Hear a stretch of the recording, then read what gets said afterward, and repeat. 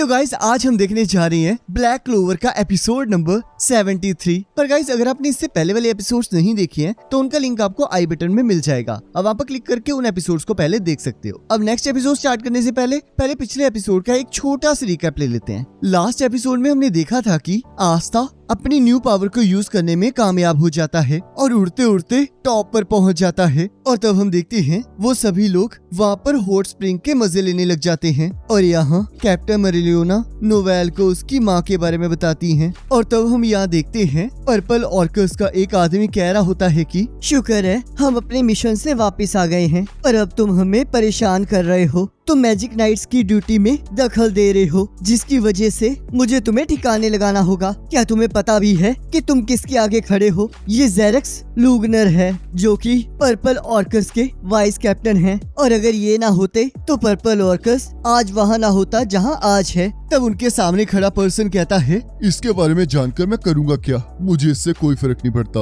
और तुम इसके कुत्ते की तरह क्यों भौंक रहे हो? क्या ये अपना इंट्रोडक्शन खुद नहीं दे सकता? तुम यहाँ पर ऑफिशियल ड्यूटी पर हो। ये तो एक बकवास बात है। तुम लोग बस अपने ताकत के जरिए अपनी बात मनवाना जानते हो। तो चलो फिर अपने मैजिक का यूज करके मुझे मेरी गलती की पनिशमेंट दो। तो चलो फिर देखें तुम्हारे अंदर आखिरकार कितनी ताकत है। तब जेरिक्स कहता है, तुमने मैजिक नाइट्स की बेइज्जती की है, अब तुम्हें इसका खामियाजा भुगतना ही पड़ेगा। और तब वो अपने आइस मैजिक से उस पर हमला कर देता है और हम देखते हैं उस आदमी के मैजिक की वजह से जेरिक्स की बुरी हालत हो जाती है। और वो पर्सन कहता है, तुम तो एक वाइस कैप्टन हो पर फिर भी तुम मुझसे हार गए। क्या मजाक है? तुम इस मैजिक रोप के लायक नहीं हो। चलो देखें कि यहाँ पर और कौन कौन लोग हैं जिन्हें उनकी औकात दिखाने की जरूरत है। और तब हम देखते हैं सभी लोग रॉयल नाइट्स एग्जाम के लिए एक्साइटेड हो जाते हैं और एक पर्सन इसे लेकर बहुत ज्यादा एक्साइटेड हो रहा होता है। तब मिमोसा उसे शांत रहने के लिए कहती है और सभी लोग मिमोसा, क्लाउस और यूनो के बारे में बातें करने लगते हैं और उनके किए हुए कारनामों की तारीफें करने लगते हैं। और हम देखते हैं मैजिक नाइट्स उस एग्जाम के लिए एक्साइटेड होने लगते हैं और तभी आस्था भी वहाँ आ जाता है जिसे देखकर मिमोसा ब्लश करने लगती है। तब क्लाउस कहता है,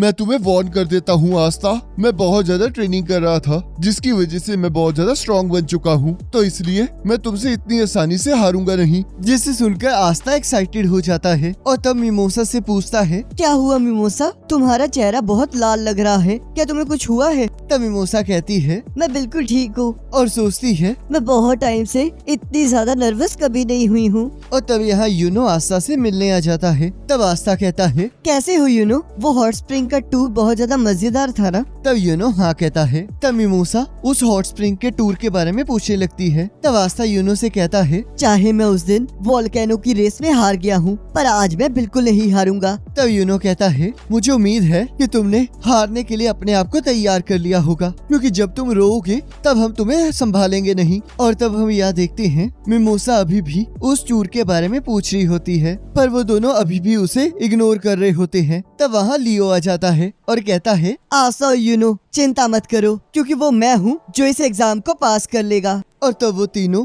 आपस में इसी बात को लेकर बहस करने लगते हैं और यहाँ मिमोसा अभी भी हॉट स्प्रिंग के बारे में पूछ रही होती है। तब वहाँ फिनरल कहता है, मैं तो बहुत ज्यादा नर्वस हो रहा हूँ पर लगता है मुझे अपनी पूरी ताकत लगानी होगी। तब मैग्ना कहता है, आखिरकार तुम कौन हो और किसने तुम्हें ब्लैक बूस की रोप को पहनने की इजाजत दी? तब फिनरल कहता है, चुप कर जाओ, मैं फिनरल हूँ। मैं खुद को मोटिवेशन देना चाहता था इसलिए मैंने अपने हेयर स्टाइल को चेंज किया है। और तब हम देखते हैं फिनरल के इस न्यू स्टाइल के पीछे वेनिसा का हाथ होता है। तब फिनरल कहता है, मैंने ये इसलिए किया क्योंकि मैं एक फ्रेश स्टार्ट चाहता था, तो तुम लोग मुझसे जरा बच कर रहना। तब मैग्ना कहता है, क्या तुम मजाक कर रहे हो? वो बेकार सा फिनरल कभी इस कंपटीशन में नहीं आएगा। तब आस्था कहता है, तुम्हें इस तरह फिनरल का मजाक नहीं उड़ाना चाहिए, ध्यान से देखो ये वही है। और तब हम देखते हैं वो तीनों मिलकर फिनरल का मजाक उड़ाने लगते हैं। तब यहाँ नोवेल कहती है, अगर ये ऐसे ही शोर करते रहे तो ऐसे तो हमारी स्क्वाड की बेइज्जती हो जाएगी। और तब हम देखते हैं नोवेल का भाई सॉलिड वहाँ आ जाता है जो कि उससे कहता है, तुम यहाँ पर फिर से अपनी बेइज्जती करवाने आ गई।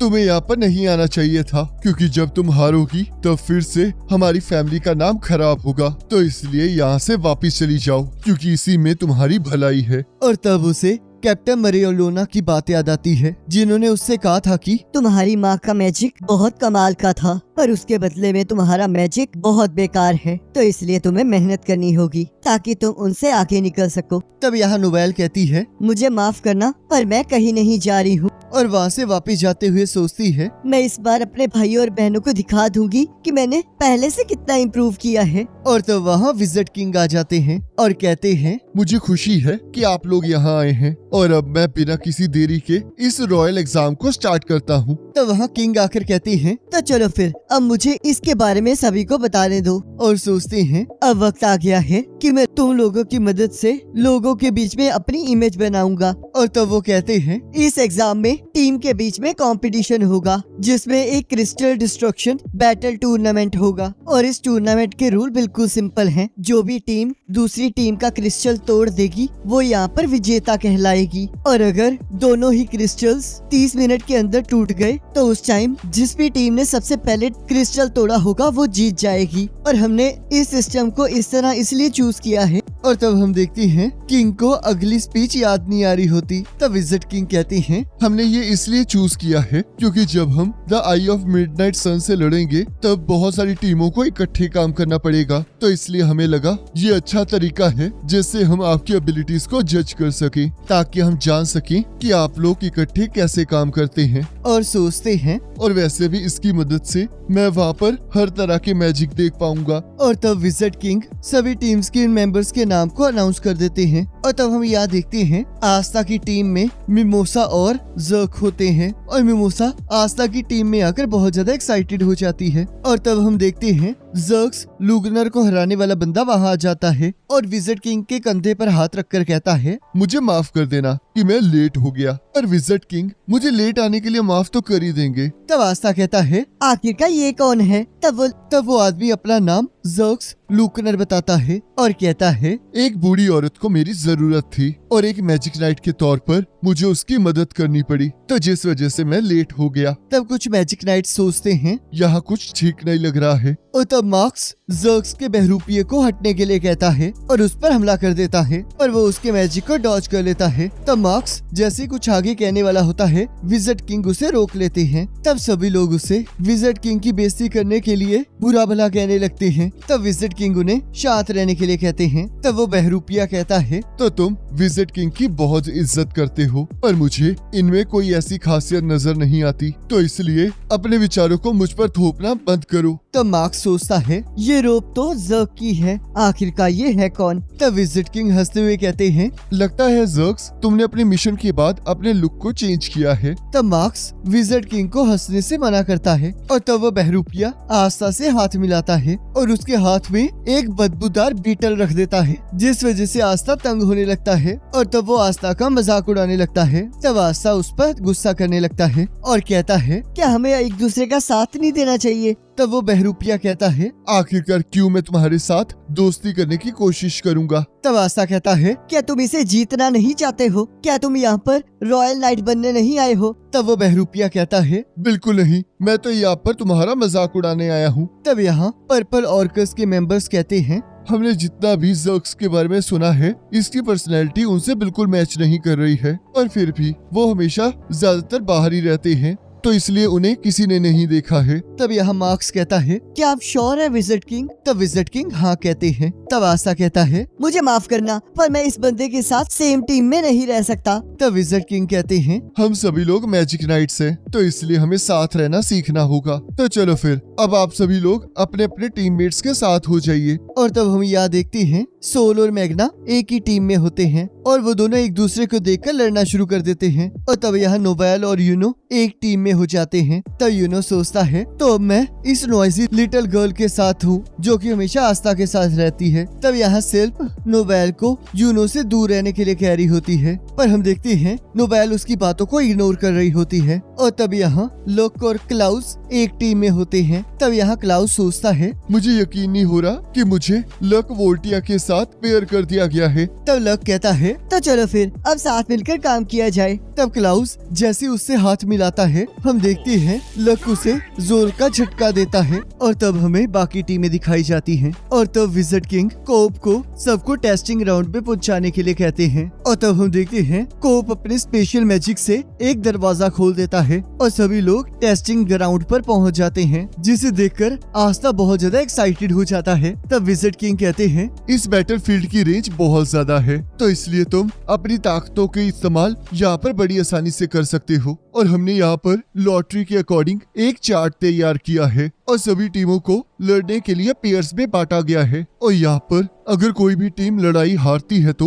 वो उसके पास और फेल पर डायरेक्टली असर नहीं करेगा, और अगर आप ज्यादा जीतेंगे तो वो आपके फेवर में काम आ सकती है। और तब नोएल देखती है वो और उसका भाई पहली ही लड़ाई में आमने सामने होते हैं। और तब यहाँ फिनरल देखता है अगर मैं अपनी पहली लड़ाई जीत लूंगा तो मेरी अगली लड़ाई मेरे छोटे भाई लैंग्रेज से होगी। तब आस्था सोचता है मुझे पूरा यकीन है कि हम लास्ट में यूनो की टीम के साथ लड़ेंगे और मुझे ये पूरा यकीन है कि मैं टॉप तक जरूर पहुंच जाऊंगा और उसके बाद मैं इस पूरे टूर्नामेंट को जीत लूंगा। तब विजिट किंग कहते हैं तो चलो फिर अब लड़ाई को शुरू किया जाए और आप लोग डायरेक्टली अपने अपोनेंट पर हमला कर सकते हैं पर आप उन्हें मार नहीं सकते। और हमारे पास यहाँ पर बहुत ज्यादा high level recovery magic users present हैं, तो इसलिए आप जितना चाहे उतना खुल के एक दूसरे के साथ लड़ सकते हैं। और तब हम यहाँ देखते हैं यहाँ पर सभी ब्लैक बुल्स के मेंबर्स उन लोगों को चीयर करने आए होते हैं। तब फिनरल कहता है क्या तुम्हें बेस पर रह के उसकी देखभाल नहीं करनी चाहिए थी? तब वेनिसा कहती है कैप्टन यामी ने कहा था कि वो सब कुछ संभाल लेंगे, तो इसलिए हमें चिंता करने की जरूरत नहीं है। और तब वेनिसा देखती है कि आस्था की पहली लड़ाई हो रही होती है और वो उसे देखकर उसे चीयर करने लगती है। तब चामी कहती है मैं तो कुछ देख ही नहीं पा रही हूँ, अगर ऐसे ही चलता रहा तो मैं अपने मील सेविंग प्रिंस को कैसे देखूंगी। और तब हम देखते हैं चामी जाकर विजिट किंग की गोद में बैठ जाती है। तब विजिट किंग कहते हैं तो क्या हमारी दोनों टीमें तैयार हैं? तब आस्था कहता है हम बिल्कुल तैयार हैं और बहुत ज्यादा एक्साइटेड हो जाता है और इसी के साथ एपिसोड खत्म हो जाता है। अब गाइस मैं आपको ना एक चीज इसके बाद बताना चाहता हूँ कि इसके आने वाले जो से भी एपिसोड होंगे वो बहुत ज्यादा अमेजिंग होने वाले हैं। जो सी फाइट्स हमें देखने को मिलेगी वो सच में बहुत ज्यादा इंटरेस्टिंग होने वाली है। तो इसलिए अगर आपने अभी तक हमारे चैनल को सब्सक्राइब नहीं किया है तो हमारे चैनल को सब्सक्राइब जरूर कर लेना और बेल आइकन को जरूर दबा देना। और अगर आपको वीडियो अच्छी लगी है तो इसे लाइक जरूर करना। बाकी नेक्स्ट एपिसोड का लिंक आपकी स्क्रीन पर आ रहा होगा, आप उस पर क्लिक करके अगले एपिसोड को देख सकते हैं।